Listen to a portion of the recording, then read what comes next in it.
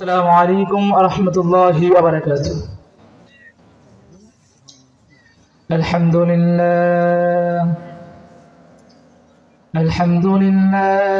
نحمده ونستعينه ونستغفره ونعوذ بالله من شرور أنفسنا ومن سيئات أعمالنا من يهده الله فلا مضل له ومن يضلله فلا هادي له وأشهد أن لا إله إلا الله وحده لا شريك له وأشهد أن محمدًا عبده ورسوله الذي أرسل رسوله بالهدى ودين الحق بشيرًا ونذيرًا وداعيًا إلى الله بإذنه وسراجا وقمرا منيرا أما بعد فإن خير الحديث كتاب الله وخير الحدي محمد صلى الله عليه وسلم وشر الأمور محدثتها وكل محدثة بدعة وكل بدعة ضلالة وكل ضلالة في النار أعوذ بالله من الشيطان الرجيم بسم الله الرحمن الرحيم الزانيات والزاني فأجلدوا كل واحد منهما 100 جلدة ولا تأخذكم بهما رأفة في دين الله إن كنتم تؤمنون بالله واليوم الآخر وليشهد عذابهما طائفة من المؤمنين.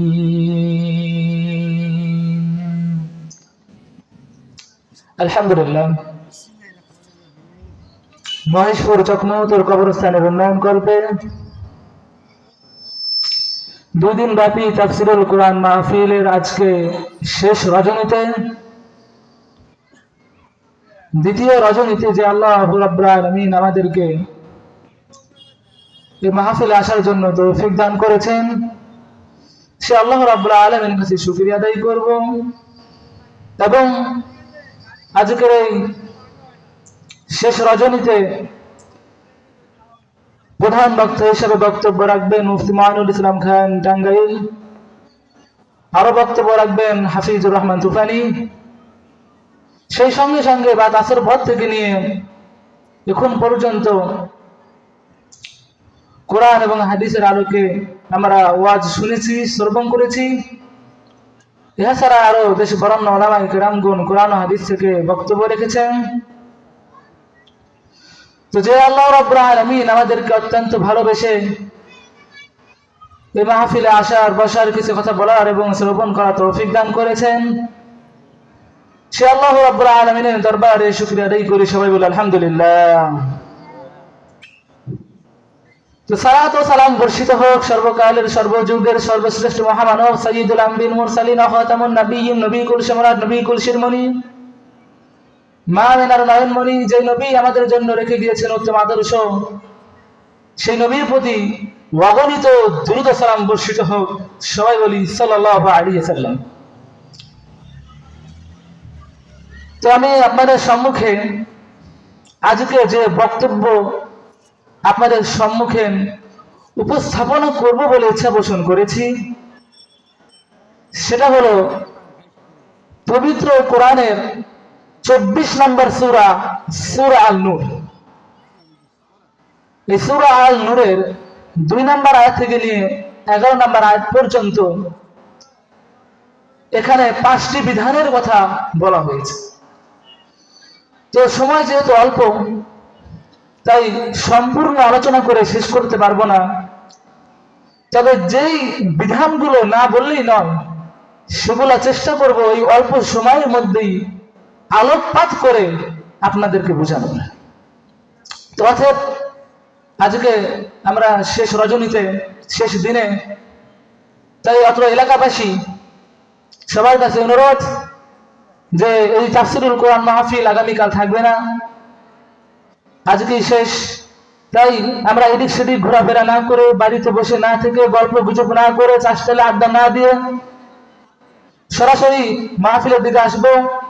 মা ও বোনদের জন্য পর্দার সহিত বসিবার সুব্যবস্থা রয়েছে।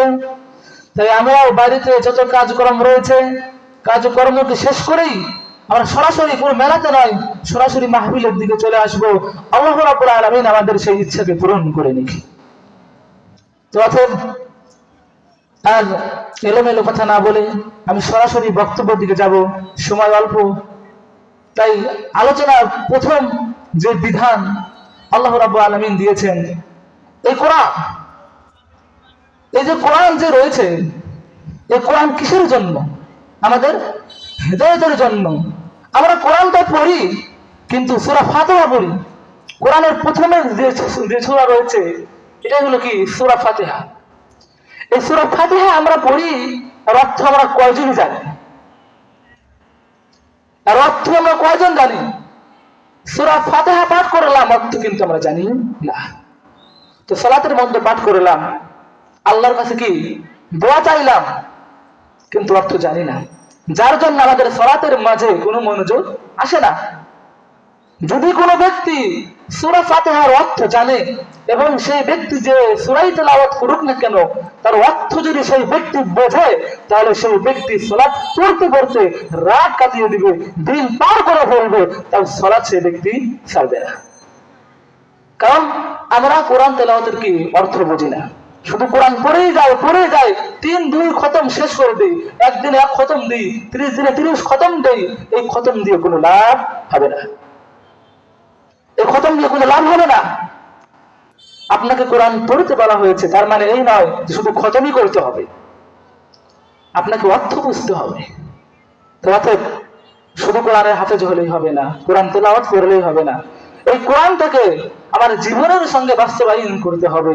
এই কোরআন এমন একটা কিতাব, এমন একটি গ্রন্থ, এই কোরআনের মাধ্যম দিয়ে যদি কোনো ব্যক্তি কোরআনের উপর আমল করে জীবনকে পরিচালনা করতে পারে, তাহলে সেই ব্যক্তি জাহান্নামে যাবেই না।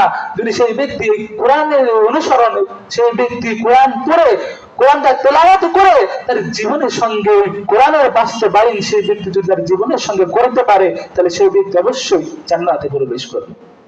কারণ এই কোরআন কোন ব্যক্তিকে পথভ্রষ্ট করবে না, এই কোরআন তাকে জাহান্নামে নিয়ে যাবে না, জান্নাতে নিয়ে যাবে। তাই এই কোরআনের মাঝে এমন এমন সূরা রয়েছে, যে সূরাগুলো যদি আমরা পড়ি, তাহলে ইসলামের যে বিধিবিধান রয়েছে সেগুলো সম্পর্কে আমরা বুঝতে পারবো। যে এর মধ্যে 24 নম্বর সূরা, সূরা আল নূর। এই সূরা আল নূর যদি আমরা চিন্তা ভাবনা করে, গবেষণা করে এবং ভেবে এটা যদি আমরা পড়ি, আমলের নিয়ত করে যদি আমরা তেলাওয়াত করি, তাহলে অবশ্যই এই বিধিবিধানগুলো আমরা বুঝতে পারবো। ঠিক এমন একটি সূরা, সূরা আল হুজুরাত। তো এরকম অনেকগুলো সূরা রয়েছে যেগুলো পড়লে ইসলামের শরীয়ত সম্পর্কে জানা যাবে, যেগুলো পড়লে ইসলাম সম্পর্কে বুঝতে পারা যায়। তো আসুন, সূরা আল নূরের আল্লাহ রাব্বুল আলামিন প্রথম যে বিধানের কথা বলেছেন, তো আল্লাহ রাব্বুল আলামিন বলেন সূরাতুল আল নূরের যে প্রথম নাম্বার আয়াতে আল্লাহ রাব্বুল আলামিন প্রথম যে বিধানের কথা বলেছেন, আমি আপনাদের সম্মুখে 5টি বিধান নিয়ে আলোচনা করব। 1 নাম্বার, জেনা করলে কি শাস্তি? জেনা করলে তার জন্য কি শাস্তি হবে? আল্লাহ রাব্বুল আলামিন এই বিধানের কথা বলে দিয়েছেন। 2 নাম্বার, মিথ্যা অপবাদ।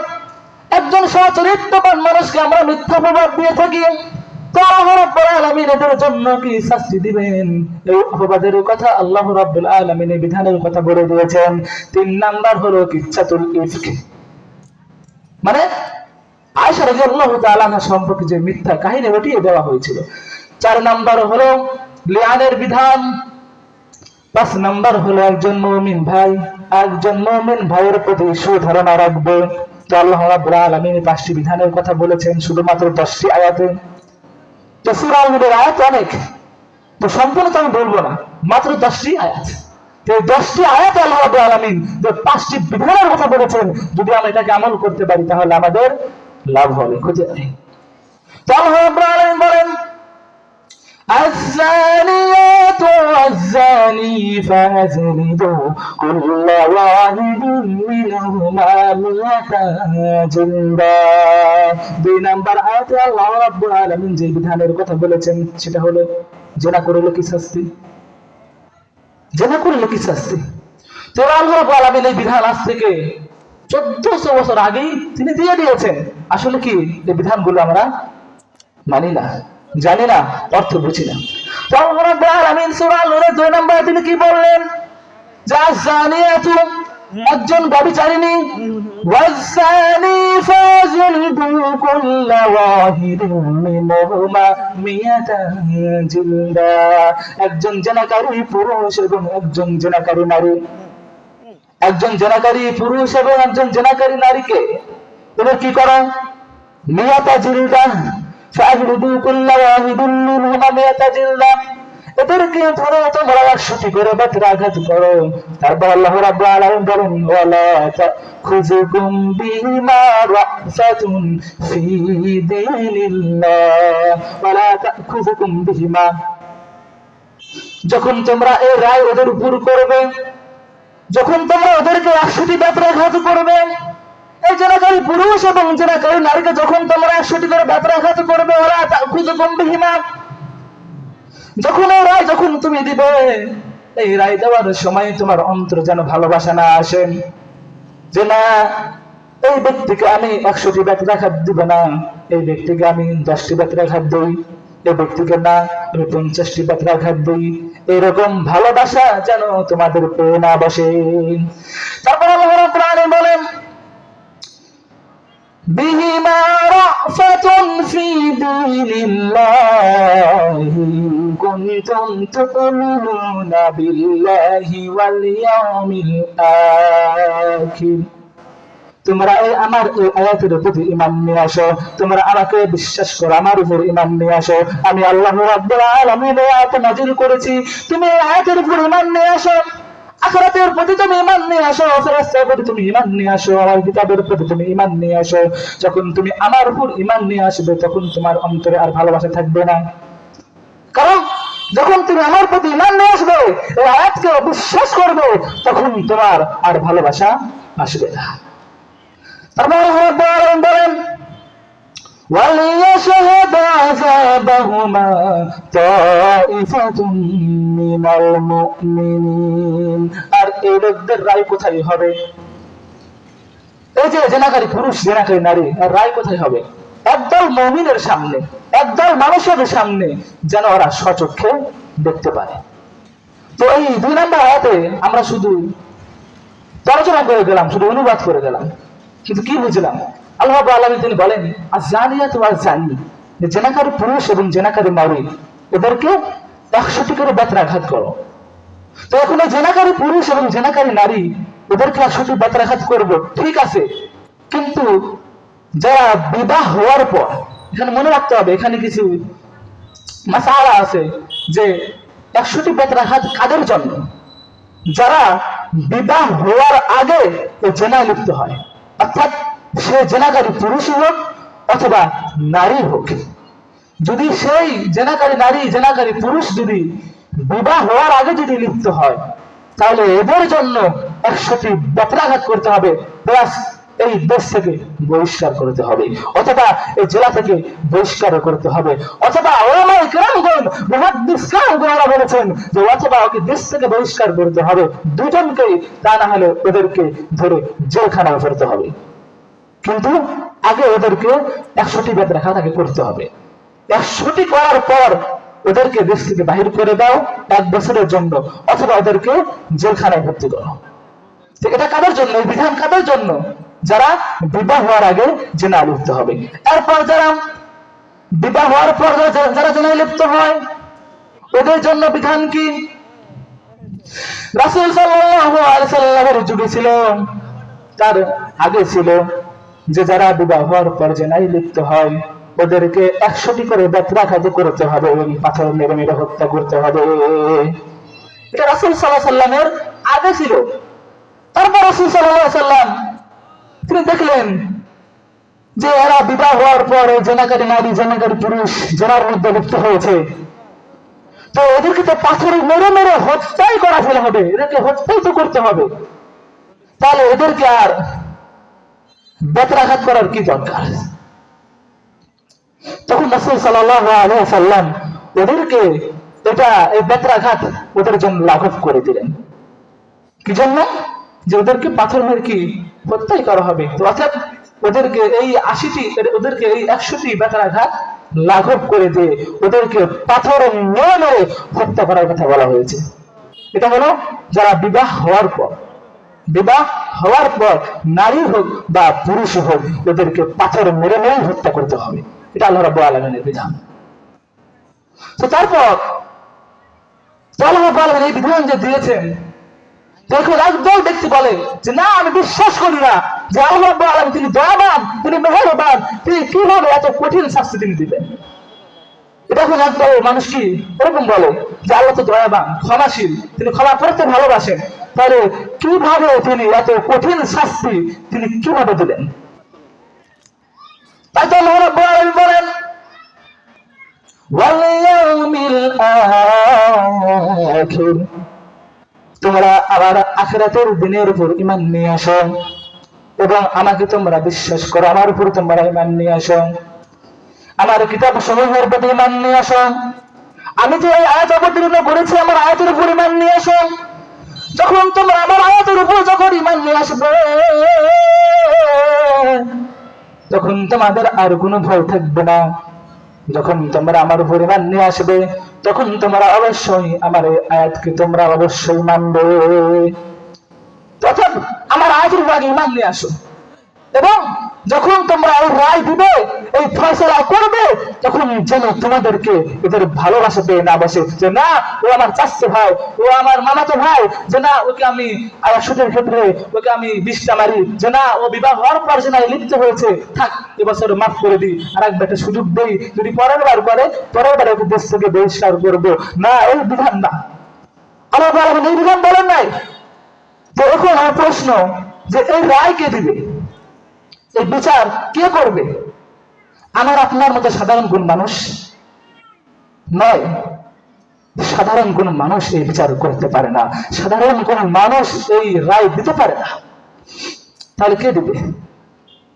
তো এই রায় দিবে রাষ্ট্রনায়ক, দেশ প্রধান, প্রধানমন্ত্রী অথবা তার অনুমতি ক্রমে, কারণ এই রায় সাধারণ মানুষের জন্য ইসলাম জায়েজ করে নাই।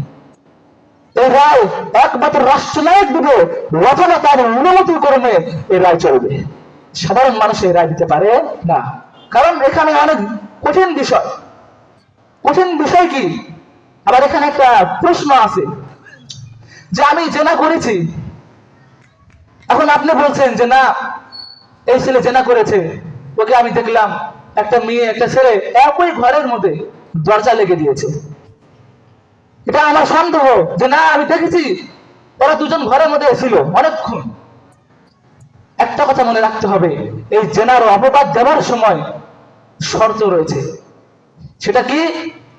জেনার অপবাদ দেওয়ার সময় 4 জন সাক্ষীকে হাজির করতে হবে। সেই 4 জন সাবালক হতে হবে, মুসলিম হতে হবে। যদি সেই 4 জন সাক্ষী হাজির করতে না পারেন তাহলে কোনো ব্যক্তিকে জেনার অপবাদ দেওয়া যাবে না। আপনি বলছেন যে আমি দেখলাম, তো কি হয়েছে? জেনা কাকে বলে? হাত দিয়ে ধরলে কি জেনা হয়? চোখ দিয়ে দেখলেই কি জেনা হয়? না, জেনা সেটাকেই বলে যেটা করলে জেনা হয়। তো এখন আপনি বলছেন যে না আমি ঘরের মধ্যে দেখলাম, সন্দেহের উপর কোনো কাজ চলবে না, আপনাকে স্বচক্ষে দেখতে হবে এবং শুধু আপনি একা নয়, আপনার মতো আরো 4 জন ব্যক্তি, আরো 4 জন শাহরুখ 4 জন মুসলিম দরকার, এবং 4 জনকেই স্বচক্ষে দেখতে হবে। যদি তার মধ্যে একজন কম থাকে তাহলে সেই ব্যক্তিকে জেনার অপবাদ দেওয়া যাবে না। আর যে ব্যক্তি জেনা করেছে, যে নারী জেনা করেছে, এখন ওরা যদি স্বীকার করে যে আমি জেনা করেছি, তাহলে ওরা যদি বিবাহিত হয় তাহলে ওদেরকে পাথর মেরে মেরে হত্যা করতে হবে। আর ওরা যদি বিবাহিত না হয় ওদেরকে 100টি গাছ করে এই দেশ থেকে, এই গ্রাম থেকে ওদেরকে বহিষ্কার করতে হবে 1 বছরের জন্য। এটাই আল্লাহ রাব্বুল আলামিনের বিধান।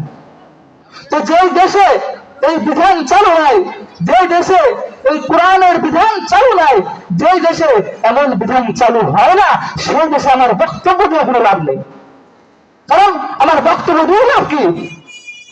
অর্থাৎ যে দেশে এই বিধানগুলো চালু হয়েছে সেই দেশে এই বক্তব্য দিয়ে লাভ আছে। তো অর্থাৎ তারপরেও আমাদেরকে সতর্ক থাকতে হবে, কোরআনের পরিমাণ আনতে হবে, এগুলো বিশ্বাস করতে হবে। ধীরে ধীরে আশা করি যে সামনে ইনশাআল্লাহ কোরআন দিয়ে এই দেশ চলবে, কোরআন দিয়ে বাংলাদেশ চলবে, কোরআনের উপরই ইনশাআল্লাহ আমরা এই বাংলাদেশকে পরিচালনা করাবো, কোরআনের উপর এর রায় হবে, কোরআনের উপরই এই ফয়সালা ইনশাআল্লাহ হবে।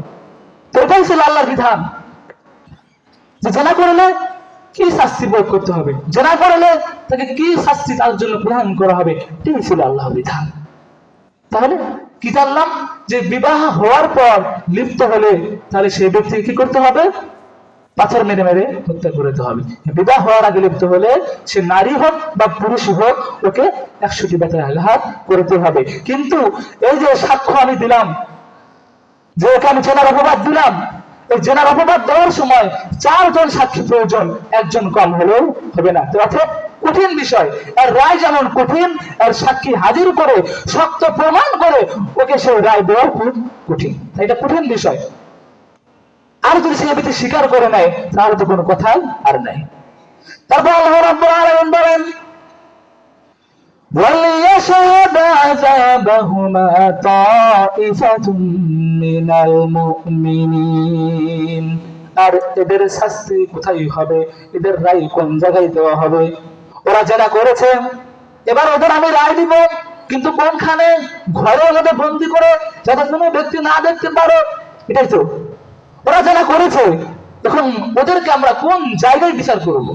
এটা বিষয় না। এখন ওদের আমরা কোন জায়গায় বিচার করবো?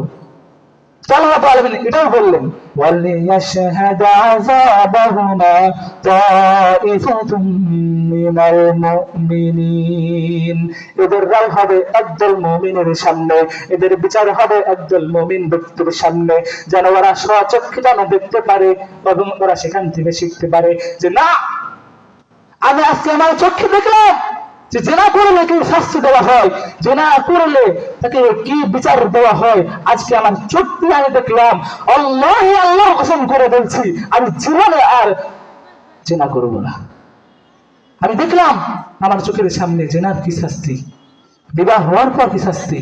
অর্থাৎ আমি আল্লাহর কসম করে বলছি আজকে আমি শিক্ষা গ্রহণ করলাম যে এই জেনাতম নিকৃষ্ট কাজ যেন আমাকে দিয়ে না হয়, এই জেনা যেন আমাকে দিয়ে এরকম নিকৃষ্ট কাজ আমাকে দিয়ে না হয়। আজকে আমি শিখলাম, অর্থাৎ জীবনে আমি আর কোনোদিন এই জেনার মধ্যে লিপ্ত হব না।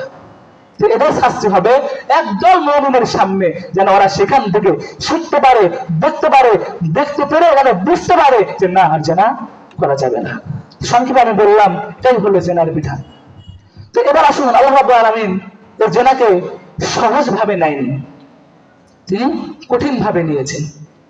তো আল্লাহ রাব্বুল আলামিন এরপরে বলেন, আয-যানিয়াতু লা ইয়ানকিহু ইল্লা যানিয়াতান আও মুশরিকা। একজন জেনাকারী পুরুষ কখনোই একজন মুমিন ব্যক্তিকে বিবাহ করতে পারে না।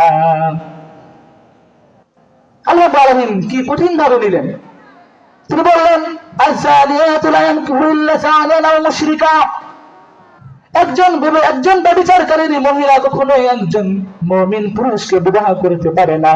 তারপর আল্লাহ রাব্বুল আলামিন বলেন, ওয়ায-যানিয়াতু লা ইয়ানকিহা ইল্লা যানিন আও মুশরিকা। একজন মুমিন ব্যক্তি কখনোই একজন জিনাকারী পুরুষকে বিবাহ করতে পারে না। একজন মুশরিক, একজন জেনাকারী পুরুষ কখনোই একজন মুমিন ব্যক্তিকে বিবাহ করতে পারে না। তারপর আল্লাহ রাব্বুল আলামিন বলেন ওয়াহাররামা যালিকা আলাল মুমিনিন, একজন মুমিন কখনোই একজন জেনাকারী পুরুষকে বিবাহ করতে পারে না, একজন জেনাকারী নারী কখনো একজন মুমিন ব্যক্তিকে বিবাহ করতে পারে না, সম্পূর্ণ হারাম। তাহলে এখন কি করব? তিনি কত কঠিন ভাবে নিয়েছেন যে একজন জেনাকারী পুরুষ বিবাহ করতে পারবে না মুমিন ব্যক্তিকে। তাহলে আল্লাহ কত কঠিন বিষয়। এবং জিনাকারী নারী কখনোই বিবাহ করতে পারবে না একজন মুমিন ব্যক্তিকে। তবে হ্যাঁ, সেই ব্যক্তি পারবে। আল্লাহ রাব্বুল আলামিন বলেন ইল্লাল্লাযীনা তাবু মিন বা'দি যালিকা ওয়া আসলাহু ফাইন্নাল্লাহা গফুরুর রহিম। যদি সেই ব্যক্তি তওবা করে আমার দিকে ফিরে আসে, আমি আল্লাহ রাব্বুল আলামিন তার তওবাকে কবুল করে নেব। সেই ব্যক্তি যদি একদম তার নিয়ত থেকে যদি তওবা করে, আমি আল্লাহ রাব্বুল আলামিন তার তওবা কবুল করে নেব। এবং তওবা করার পর সে জেনাকারী পুরুষ একজন মুমিন ব্যক্তিকে বিবাহ করতে পারবে। সে জেনাকারী পুরুষ একজন মুমিন নারীকে বিবাহ করতে পারবে যদি সেই তওবা করে। এবং একজন জেনাকারী নারী যদি তওবা করে, তাহলে একজন জেনাকারী নারী তখন তওবা করার পরে একজন মুমিন ব্যক্তিকে বিবাহ করতে পারবে। তাহলে কি করতে হবে? তওবা করতে হবে। এই তওবা হলো মেন কথা। তওবা করলে তখন সেই ব্যক্তিকে আর জেনার প্রবাদ দেওয়া যাবে না। তখন সেই ব্যক্তি ওই জেনাকারী নারী তখন একজন মুমিন ব্যক্তিকে বিবাহ করতে পারবে, শর্ত তওবা। কিন্তু এই তওবা আমি আজকে করলাম, কালকে আবার জেনাই করলাম, আজকে আমি তওবা করে কালকে আবার জেনা করছি, পরের দিন আবার তওবা করে পরের দিন আবার জেনা করছি, এটার নাম তওবা নয়। তওবা আপনাকে মৃত্যুর আগ পর্যন্ত, যে আপনার এখনো মৃত্যু হয়নি, আবার মৃত্যু হওয়ার আগ পর্যন্ত তওবা আপনাকে করতেই হবে। কারণ তওবা আমি করলাম, আল্লাহ মাফ করেছে কি করেনি আমি জানি? আপনি জানেন? জানেন না। তো অর্থাৎ মৃত্যুর আগ পর্যন্ত আপনাকে তওবা করেই যেতে হবে, করেই যেতে হবে। আল্লাহ রাব্বুল আলামিন যদি চায়, অবশ্যই আপনি যদি মৃত্যুর আগ পর্যন্ত যদি তওবা করেন, আল্লাহ রাব্বুল আলামিন অবশ্যই মাফ করবেন। কিন্তু তওবা আপনাকে করতেই হবে, করতেই হবে মৃত্যুর আগ পর্যন্ত। তাহলে আপনি জেনাকারী নারী যদি তওবা করে, তাহলে সেই জেনাকারী নারী অবশ্যই ঠিক সেই সময় একজন মুমিন পুরুষকে বিবাহ করতে পারবে। এবং একজন মুমিন পুরুষ তখনই বিবাহ করতে পারবে সেই জেনাকারী নারীকে, সেই জেনাকারী নারী যখনই তওবা করবে। অর্থাৎ তওবা হলো মেন কথা। তবে আল্লাহ তাআলা বলেন ওয়াহারামা যালিকা আলাল মুমিনিন, এবং মুমিন ব্যক্তি কখনোই জেনাকারী নারীকে বিবাহ করতে পারবে না। এটা হারাম, মুমিনের জন্য এটা হারাম। মুমিন ব্যক্তি কখনো এটা পারে না, মুমিন নারী কখনো এটা পারে না। এটাই ছিল যে জেনাকারীর বিধান, এটাই ছিল জেনাকারীর শাস্তি। যে আমরা অল্প সময়ের মধ্যে এই আমি আপনাদের সামনে যে উদাহরণ দিলাম, এটাই হলো জেনাকারীর শাস্তি। এরপর 2 নাম্বার যে বিধান আল্লাহ রাব্বুল আলামিন তিনি বলছেন, সেটা হলো মিথ্যা অপবাদ দেওয়ার শাস্তি। এই মিথ্যা অপবাদ আমরা দেই না। আল্লাহ রাব্বুল আলামিন বলেন والذين يرمون من المحصنات ثم لم يأتوا, আমরা একজন মানুষকে মিথ্যা অপবাদ দেই, আমরা জানি এই সমাজে ওই ব্যক্তি ভালো মানুষ। প্রত্যেক সমাজে কিন্তু কি ভালো মানুষ থাকে, একটা হলেও কি থাকে। তো আমরা জানি ওই ব্যক্তি ভালো মানুষ, ওই নারী ভালো, ওই নারীর নামে কোনো রিপোর্ট নেই, ওই ছেলের নামে কোনো রিপোর্ট নেই। কিন্তু আমরা চেষ্টা করি যে ওকে মিথ্যা অপবাদ দেওয়ার জন্য। ও কেমনে ভালো থাকে তাই দেখবো, ও কেমনে ভালো থাকে তাই আমি দেখবো। তো আল্লাহ রাব্বুল আলামিন এবার 2 নাম্বার বিধান করে তিনি বলেন, যদি কোনো ব্যক্তির উপর মিথ্যা অপবাদ দেওয়া হয়, আল্লাহ রাব্বুল আলামিন বলেন আল্লাযীনা ইয়ারমুনা মিনাল মুহসানাতি সুম্মা লাম ইয়াতু, একজন সাধারণ মুমিনের নামে যেই মুমিন কোনো গুনাহ, যেই মুমিন কোনো সমাজের লোকের সঙ্গে কোনো খারাপ ব্যবহার করে নাই, একটা লোকও বলতে পারবে না না ওই ছেলে আমার সঙ্গে খারাপ ব্যবহার করেছে, ওই ছেলে আমার সঙ্গে বেয়াদবি করেছে, এমন যদি কোনো বান্দা হয়ে থাকে, এমন যদি কোনো ব্যক্তি হয়ে থাকে, এখন আমরা হঠাৎ করে এসেই ওই ছেলের নামে অপবাদ দিলাম, ওই ছেলে জেনা করেছে, ওই ছেলে এমন করেছে অমন করেছে, আমি আমার মিথ্যা অপবাদ আমি দিয়ে দিলাম। কিন্তু আল্লাহ রাব্বুল আলামিন বলেন যে আরবাতা বিআরবাতি শুহাদা ফাআজলিদু সামানিয়া।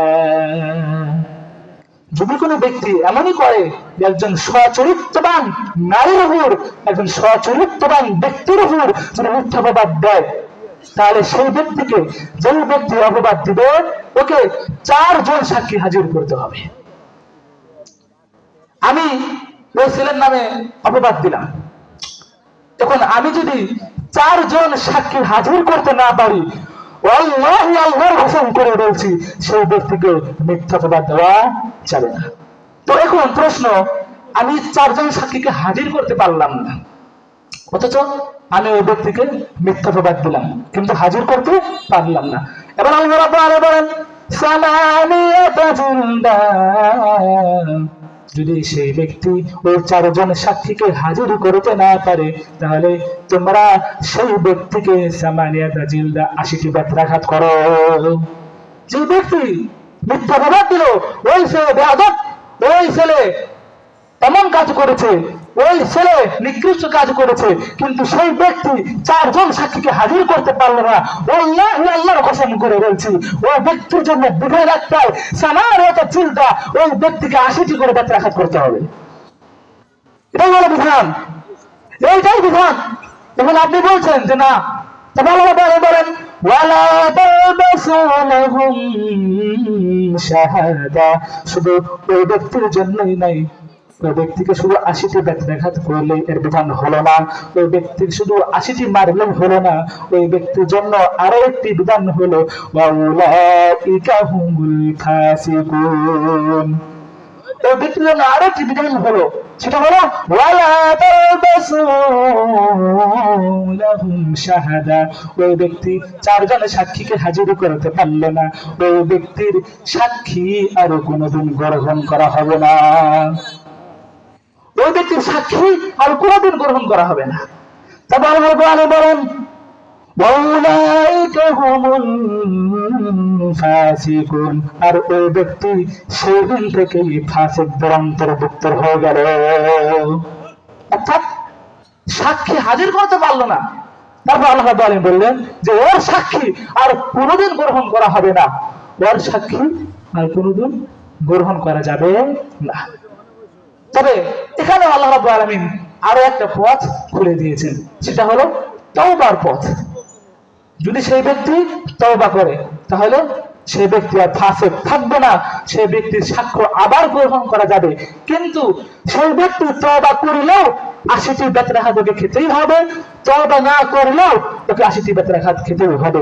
জেনার ক্ষেত্রে ওই একই বিধান, যে আমি জেনা করেছি, পৃথিবীর কেউ জানে না, পৃথিবীর কোনো মানুষ জানে না, শুধু আমি জেনা করেছি, শুধু আমি একাই জানি, তো আমি গোমর ফাঁস করলাম না। তবে মনে রাখবেন, এটা যদি ফাঁস হয়ে যায়, তাহলে আপনাকে এর শাস্তি আপনার উপর প্রয়োগ করতেই হবে। আপনি জানেন আমি জেনা করেছি, কিন্তু আমি 4 জন সাক্ষী হাজির করতে পারলাম না, তার মানে কি আপনি মুক্তি, সাক্ষী নেই, আপনি মুক্তি হয়ে গেলেন। কিন্তু মনে রাখবেন, এই কথা যেদিন ফাঁস হবে, সেদিনে আপনার রায় হবে। যদি বিবাহ হওয়ার গেলে উত্তর হয়, তাহলে তাহলে আপনাকে 100টি বেত্রাঘাত করে দেশ থেকে বহিষ্কার করতে হবে।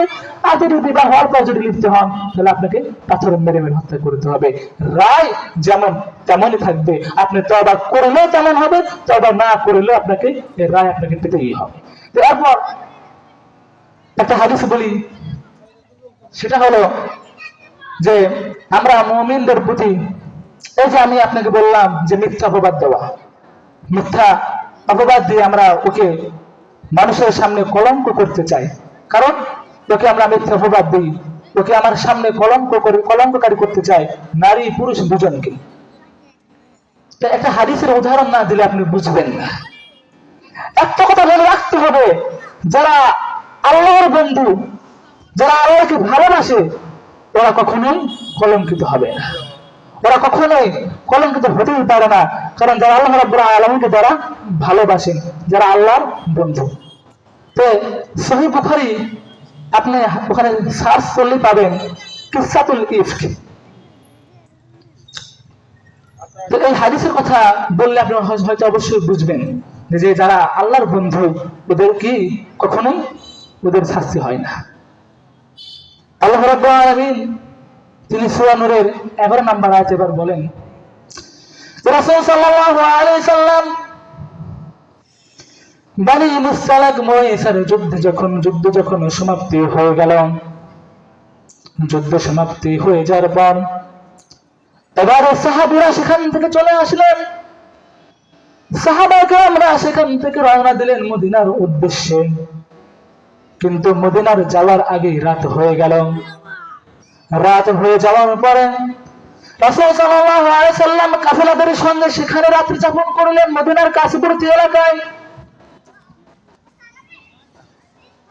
তখন রাসূল সাল্লাল্লাহু আলাইহি সাল্লাম সেখানে যখন রাত্রি যাপন করলেন, রাতে যাপন করার পর শেষ রাতে রাসূল সাল্লাল্লাহু আলাইহি সাল্লাম একজন সাহাবী এসে বললেন, হে সৈন্যরা, হে আল্লাহর রাসূল সাল্লাল্লাহু আলাইহি সাল্লামের সাহাবীরা, একটু পরে আমরা এখান থেকে মদিনার উদ্দেশ্যে রওনা হব। তো অতএব আপনাদের যদি কোনো কাজকর্ম থেকে থাকে, যদি আপনাদের যদি কোনো প্রয়োজনীয় কাজ থাকে, সেটা আপনি সেরে নিন, কারণ একটু পরে আমরা এখান থেকে মদিনার উদ্দেশ্যে রওনা হব। তো সেই সাহাবী এসে এটা বলে গেলেন যে তোমরা তৈরি হয়ে নাও, আমরা আর একটু পরে এখান থেকে কি চলে যাব। তো সাহাবারা ওদের প্রাকৃতিক কাজ সারার জন্য চলে গেলেন। তো আয়েশা রাদিয়াল্লাহু তাআলা আনহা তার প্রাকৃতিক কাজ সারার জন্য তিনি চলে গেলেন। তো সেখান থেকে আসার সময় যখন আয়েশা রাদিয়াল্লাহু তাআলা আনহা তার প্রাকৃতিক কাজ যখন সেরে আসছিলেন, আসার সময় দেখে যে আয়েশা রাদিয়াল্লাহু তাআলা আনহা গলার হাতটা হারিয়ে গেছে। তখন আয়েশা রাদিয়াল্লাহু তাআলা আনহা তার ওই হারটি খোঁজার জন্য তিনি আবার চলে গেলেন সেখানে যেখানে তিনি তার প্রয়োজনীয় কাজ সারার জন্য তিনি গিয়েছিলেন। আবার আয়েশা রাদিয়াল্লাহু তাআলা আবার সেখানে চলে গেলেন, গিয়ে খুঁজতে খুঁজতে খুঁজতে খুঁজতে তার হারটা তিনি ফিরে পেলেন। তিনি খুঁজলেন যে আমার হার কোথায়, আমি এখানে এসেছিলাম। তিনি সেখান থেকে আবার ব্যাক করে তার হারটা খোঁজার জন্য গেলেন। তো খুঁজে খুঁজে তার হারটা কি তিনি পেলেন। তো পাওয়ার পর তিনি তার তাঁবুর দিকে আসলেন। তাঁবুর দিকে এবার এসে দেখেন সেখানে কোনো কাফেলাও নেই, তারা রওনা দিয়ে দিয়েছে এবং রাসূল সাল্লাল্লাহু আলাইহি সাল্লাম সেখানে নেই, সেখানে আর কেউ নেই এবং সেখানে তাঁবু নেই। অবাক তখন আয়েশা রাদিয়াল্লাহু তাআলা আনহা বুঝতে পারলেন যে তারা আমাকে রেখেই চলে গিয়েছে। তো আয়েশা রাদিয়াল্লাহু তাআলা আনহা তখন তার বয়স ছিল অল্প বয়স, তার শারীরিক গঠন ছিল পাতলা। তো তখন পর্দার আয়াত অবতীর্ণ হয়ে গিয়েছিল, আর ইতিমধ্যেই তার যে হাওদা যারা উঠিয়ে দিয়েছিল, অর্থাৎ তখন কিন্তু পর্দার আয়াত অবতীর্ণ হয়ে গিয়েছিল, মানে একজন পুরুষ কখনো একজন নারীকে দেখতে পারবে না। তো এবার তার হাওদা মানে তার উটের উপর যে একটা ঘর বসার স্থান, তো যারা তার হাওদাকে উঠিয়ে দিয়েছেন উটের উপর, তারা কিভাবে বুঝবে যে সেই ঘরের মধ্যে আয়েশা আছে কি নেই? কারণ তার শরীর ছিল পাতলা, বয়স অল্প এবং পর্দার আয়াত কি অবতীর্ণ হয়ে গিয়েছে। এখন বোঝার আর কোনো উপায় নাই যে সে ওই হাওদার মধ্যে আছে কি নেই। তো তারা ভাবলো যে আছে, এই ভেবেই তারা কি তার হাওদা উটের উপর উঠিয়ে দিলেন। তো উঠিয়ে দেওয়ার পর তারা চলে গেলেন, কিন্তু ওইদিকে আয়েশা রাদিয়াল্লাহু তাআলা আনহা সত্য মানুষ, তিনি বুদ্ধিমতো কাজ করলেন। তিনি ভাবলেন যে না, আমি যদি এখন ওদেরকে যদি খোঁজাখুঁজি করি, আল্লাহ রাসূল সাল্লাল্লাহু আলাইহি সাল্লাম যদি জানতে পারে যে আমি হাওদার মধ্যে নেই, তাহলে অবশ্যই রাসূল সাল্লাল্লাহু আলাইহি সাল্লাম এখানে আবার চলে আসবে, কারণ আমরা এখানেই রাত্রি যাপন করেছিলাম। তিনি তখন কি এখানেই চলে আসবেন। তখন আয়েশা রাদিয়াল্লাহু তাআলা আনহা সেখানে দাঁড়িয়ে থাকতে থাকতে তার ঘুম চলে আসলো, তিনি সেখানে ঘুমিয়ে পড়লেন। আর এইদিকে রাসূল সাল্লাল্লাহু আলাইহি সাল্লামের ওই সময় একটা নিয়ম ছিল। কি নিয়ম? তারা যখন যুদ্ধ করত, যুদ্ধ করার পর তারা যেখানে বসবাস করত থাকতো, তো সেখান থেকে চলে আসার পরে একজন ব্যক্তির দায়িত্ব থাকতো যে তার সৈন্যবান্যরা যে কোনো কিছু রেখে গেল কিনা, যে এরকম একটা দায়িত্ব সাহাবীদের মাঝে যে কোনো একজনের থাকতো। তো ওই দিন এক সাহাবীর দায়িত্ব ছিল সাফওয়ান বিন মুআত্তাল। তো রাসূলুল্লাহ তিনি চলে গিয়েছেন। তো ইতিমধ্যে সাফওয়ান বিন মুআত্তাল তিনি দেখার জন্য আসলেন যে আসলে তারা কিছু রেখে গেল কিনা, তারা কিছু ছেড়ে গেল কিনা। তো দেখার জন্য আসলেন। সাফওয়ান বিন মুআত্তাল দূর থেকে দেখলেন যে একটা মহিলা সেখানে শুয়ে রয়েছে। কিন্তু একটা কথা মনে রাখতে হবে, সাফওয়ান বিন মুআত্তাল আয়েশা রাদিয়াল্লাহু তাআলা আনহাকে পর্দার আগেই দেখেছিলেন। মানে পর্দার আয়াত অবতীর্ণ হওয়ার আগেই সাফওয়ান বিন মুআত্তাল আয়েশাকে স্বচক্ষে দেখেছিলেন। তো এখন তো পর্দার আয়াত অবতীর্ণ হয়েছে, আর কোনো দেখার উপায় নাই। তো সাফওয়ান বিন মুআত্তাল দূর থেকে দেখলেন, চিনে ফেললেন ওটা আর কেউ নয়, ওটা আয়েশাই হবে। যখন তিনি এগিয়ে গেলেন, এগিয়ে যাওয়ার পরে তিনি দেখলেন যে ওটা আয়েশা রাদিয়াল্লাহু তাআলা আনহা। তিনি সঙ্গে সঙ্গে তিনি বললেন ইন্না লিল্লাহ। যখন তিনি বললেন ইন্না লিল্লাহ, তখন আয়েশার ঘুম ভেঙে গেল। তখন সাফওয়ান বিন মুআত্তাল বুঝতে পারলেন যে আসলেই এই আয়েশাকে তারা না জেনে এখানে ফেলে রেখে চলে গেছে, তাকে রেখেই চলে গিয়েছে। তো সাফওয়ান বিন মুআত্তাল তখন তার উটের উপর হাওদা বাঁধলেন। হাওদা বাঁধার পরে তাকে ইশারা করলেন যে হ্যাঁ আয়েশা তুমি ওঠো, আর আমি ঘোড়ার লাগাম ধরে আমি টেনে নিয়ে যাই সেই কাফেলাদের সঙ্গে। টেনে নিয়ে গিয়ে তোমাকে যে কাফেলা এখান থেকে ছেড়ে রেখে গিয়েছে, আমি তোমাকে টেনে নিয়ে গিয়ে ওদের সঙ্গে একত্রিত করে দিই, তুমি আমার হাওদার উপর তুমি ওঠো, ইঙ্গিত করলেন। তো এবার আয়েশা রাদিয়াল্লাহু তাআলা আনহা তার হাওদার উপর উঠে পড়লেন। তো উঠে পড়ার পর সাফওয়ান বিন মুআত্তাল পায়ে হেঁটে দড়ি দিয়ে ওই উটকে টেনে নিয়ে যাচ্ছে। যাওয়ার সময় ভোর হয়ে গেছে, সকাল হয়ে গেছে। তো এরকম একটা দৃশ্য যে কি বাবা এত সকালে এত ভোরে সাফওয়ান বিন মুআত্তালের সঙ্গে আয়েশা রাদিয়াল্লাহু তাআলা আনহা একা একা কোথায় থেকে আসলো। এই দৃশ্য দেখলেন একদল কাফের, অর্থাৎ একজন কাফের ব্যক্তি, কাফের নেতা, মুশরিকদের নেতা আব্দুল্লাহ বিন উবাই। তিনি দেখলেন যে কি ব্যাপার এত ভোরবেলা, এত সকালবেলা, তাও আবার দুজন একা একা, হ্যাঁ তারা কোথা থেকে আসছেন। তখন তিনি সন্দেহ করলেন, এবং সন্দেহ করে তখন তিনি কি করলেন, তার মাথার মধ্যে শুধু শয়তানি আছে যে এখন এই যে সুযোগ, আমরা কি করি একটু সুযোগ পেলেই সৎ ব্যবহার করি, করি কি করি না, একটু সুযোগ পেলেই ওর সঙ্গে সৎ ব্যবহার করি। এবার আব্দুল্লাহ বিন উবাই তখন তিনি ওর সঙ্গে অসৎ ব্যবহার করলেন।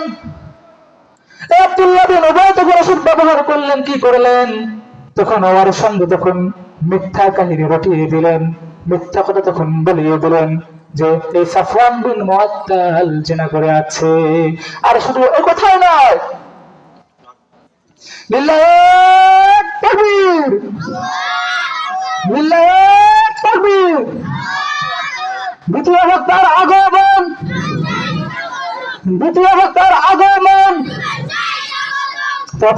আমি যে কথা বলতে চাচ্ছিলাম, আমি একটু এটা বলি, আমি আমার বক্তব্য শেষ করবো। যে আব্দুল্লাহ বিন উবাই তখন কি করলেন, ওই আয়েশা রাদিয়াল্লাহু তাআলা আনহা এবং সাফওয়ান বিন মুআত্তালের দৃশ্য দেখে মিথ্যা কাহিনী রটিয়ে দিলেন। আর এই মিথ্যা কাহিনীর সঙ্গে সঙ্গে কিছু মুমিন ব্যক্তি ওর সঙ্গে জড়িত হয়ে তখন কি করলেন, ওই মুমিন ব্যক্তি ওই কাফেরের ফাঁদে পা দিয়ে তারা সেখানে কি করলো, মিথ্যা কাহিনী রটিয়ে দিল।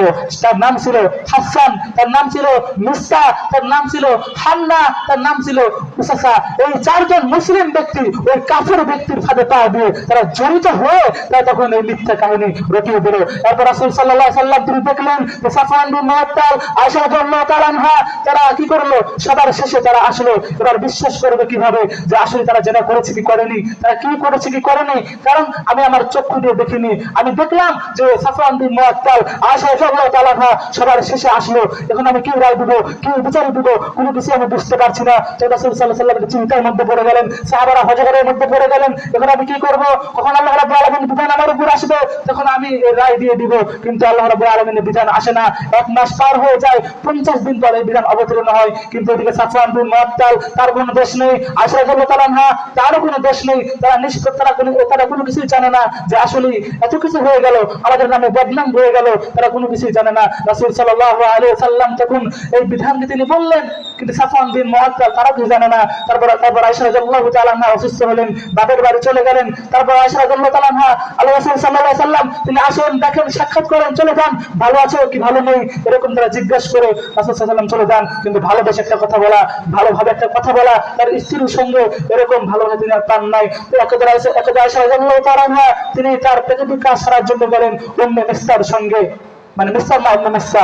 তখন আয়েশা রাদিয়াল্লাহু তাআলা আনহা তার সঙ্গে গেলেন, উম্মে মিসা হুজুর খেয়ে পড়ে গেলেন। তখন উম্মে মিসা বলল, ধ্বংস হোক আমার সন্তান, ধ্বংস হোক ধ্বংস হোক আমার সন্তান, ধ্বংস হোক মিসা। তখন আয়েশা রাদিয়াল্লাহু তাআলা আনহা বললেন, হে উম্মে মিসা, তুমি তোমার সন্তানের নামে বদদুয়া করছো কেন, তুমি করছো, তুমি তোমার সন্তানের নামে বদদুয়া করছো কেন? তখন উম্মে মিসা বলল, হে আয়েশা, আপনি জানেন না আমার সন্তান মিসা আপনার নামে বদদুয়া করেছে, আপনার নামে মিথ্যা কাহিনী রটিয়ে দিয়েছে, আপনি কোনো কিছুই জানেন না। তখন আয়েশা রাদিয়াল্লাহু তাআলা বললেন, কি ঘটনা?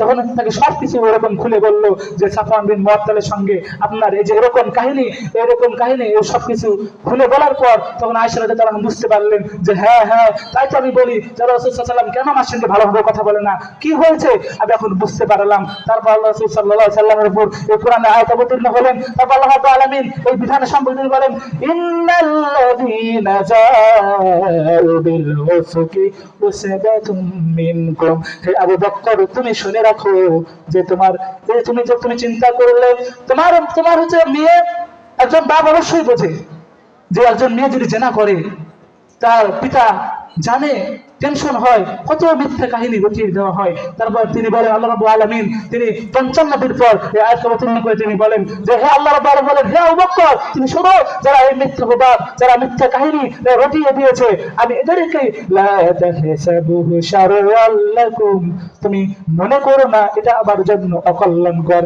আবু বকর, তুমি মনে করো না যে এটা আমার জন্য অকল্যাণকর, বাল হুয়া খায়রুল লাকুম, তুমি ভাবো এটা আমার জন্য কল্যাণকর। তারপর তিনি বলেন, লিকুল্লি মিরিম মিনহুম মাকতাসাবা মিনাল ইসমি, এবং এই কাহিনী যারা রটিয়ে দিয়েছে, এই মিথ্যা কাহিনী যারা ঘটিয়ে দিয়েছে, ওদেরকে প্রত্যেককে আমি ধরে ধরে ওদের সাজা আমি দেব।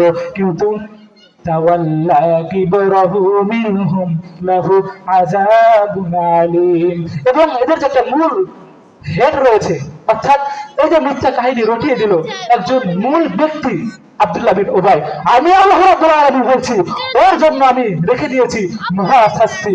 তাই অর্থাৎ আমি আলোচনা করছিলাম যে জিনা করলে কি শাস্তি, আমি মাত্র 2টি পয়েন্ট আলোচনা করলাম, সময় সংক্ষেপ বলতে পারলাম না। অর্থাৎ জিনা করলে কি শাস্তি এবং মিথ্যা প্রবাদ দিলে কি শাস্তি। তাই আমরা এই আল কোরআনুল কারীম এটাকে আমরা পড়বো। এই কোরআনে কারিমে অসংখ্য অগণিত এই যে আয়াত আল্লাহ রাব্বুল আলামিন দিয়েছেন, এর আয়াতে যদি আমরা তাফসীর যদি পড়ি, এই আয়াতে যদি আমরা অনুবাদ পড়ি, আর অনেক কিছুই বুঝতে পারবো। বিশেষ করে সূরা আল নূর, সূরা আল হুজুরাত, এই বিধানগুলো যদি আমরা পড়ি, আর অনেক বিধান এর মধ্যে দেওয়া রয়েছে। আমরা ইনশাআল্লাহ এই কোরআনের উপর আমল করব, কোরআন দিয়ে আমার জীবনকে বাস্তবায়ন করব। যদি আমরা কোরআনের উপর আমল করতে পারি, আশা করা যায় আমরা কখনোই পথভ্রষ্ট হব না। আর কোরআনকে যদি আমরা আমল না করি, তাহলে আমাদের পথভ্রষ্ট হয়ে যাবে। কারণ কাল কিয়ামতের দিন এই কোরআন আমার জন্য সুপারিশ করবে। কাল কিয়ামতের ময়দানে কোরআন যখন সুপারিশ করবে কাদের জন্য? মুমিনদের জন্য, পরহেজগারদের জন্য, দিনদারের জন্য। কিন্তু ওই কোরআন ওদের জন্য সেদিন সুপারিশ করবে না। যারা কোরআন তেলাওয়াত করে না, আল্লাহ বলেন ওয়ামান আরাদা আন যিকরি, অর্থাৎ যারা আমাকে স্মরণ করে নাই, যারা আমাদের কোরআন পড়ার পরেও আমাকে যারা স্মরণ করে নাই, আমি আল্লাহ রাব্বুল আলামিন ওদেরকে কাল কিয়ামতের কঠিন দিনে ওদেরকে আমি অন্ধ অবস্থায় উঠিত করব। তারপর সেই ব্যক্তি বলবে, ক্বালা রাব্বি, হে আমার রব, পৃথিবীর বুকে আমার চক্ষু ছিল, আমি চক্ষু দিয়ে দেখতে পেতাম, আজকে আমার কেন চক্ষু নেই? তখন আল্লাহ রাব্বুল আলামিন বলবেন, তোমার চক্ষু পৃথিবীতে ছিল, ঠিক আছে, তুমি চক্ষু দিয়ে আমার আয়াত দেখো নাই, আমার এই কোরআন তুমি দেখো নাই, পৃথিবীর বুকে আমি কোরআন দিয়েছিলাম, তুমি এই চক্ষু দিয়ে কোরআন দেখো নাই। অর্থাৎ আজকে তোমার চক্ষু আছে কি নেই, তোমার চক্ষু থাকলো কি না থাকলো দেখার বিষয় নাই, আমি আজকে তোমাকে দেখবো না, কারণ পৃথিবীর বুকে তুমি আমাকে দেখো নাই। অতএব এই কোরআনটা আমরা তেলাওয়াত করবো ইনশাআল্লাহুল আজিজ, এই কোরআন আমরা শিখবো, কোরআনের উপর আমরা আমল করবো, এটাই আমার শেষ কথা। তাই আমাদের একটাই উচিত, আমাদের এই পৃথিবীর বুকে থাকতে হলে, এই জমিনে থাকতে হলে আমাদেরকে কোরআনের উপর চলতে হবে, কোরআনের উপর আমল করতে হবে। আল্লাহ রাব্বুল আলামিন আমাদেরকে সেই তৌফিক দান করুক। এই বলে বক্তব্য এখানে শেষ করলাম। ওয়া আখিরু দাওয়ানা আলহামদুলিল্লাহি রাব্বিল আলামিন। আসসালামু আলাইকুম ওয়া রাহমাতুল্লাহি ওয়া বারাকাতুহু।